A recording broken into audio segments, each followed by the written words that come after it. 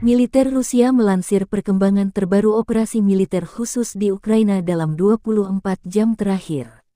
Kemenhan Rusia merilis 2 wilayah di Luhansk dan Donetsk direbut, masing-masing Andriivka di Luhansk dan Vodianoye di Donetsk.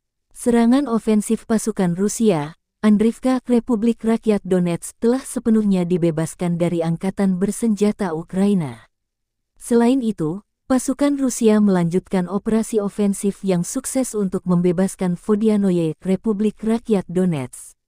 Sebelumnya, Kementerian Pertahanan Rusia melaporkan bahwa Belogorovka dan Persetreivnya, Republik Rakyat Donetsk dikuasai. Juru bicara militer Rusia Letnan Jenderal Igor Konasenkov merilis secara total 334 pesawat terbang dan 177 helikopter, 2.589 kendaraan udara tak berawak, 391 sistem rudal pertahanan udara Ukraina dinetralkan sejak operasi khusus dimulai tanggal 24 Februari lalu.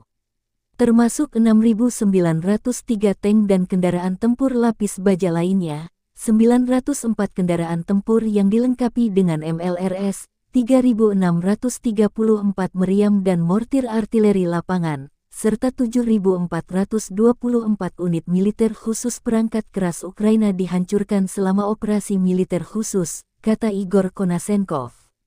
Versi Ukraina, Kremlin sudah kehilangan 88.880 prajurit hingga tanggal 30 November. Perseteruan Rusia-Ukraina memasuki bulan ke-9. Belum ada tanda-tanda perdamaian.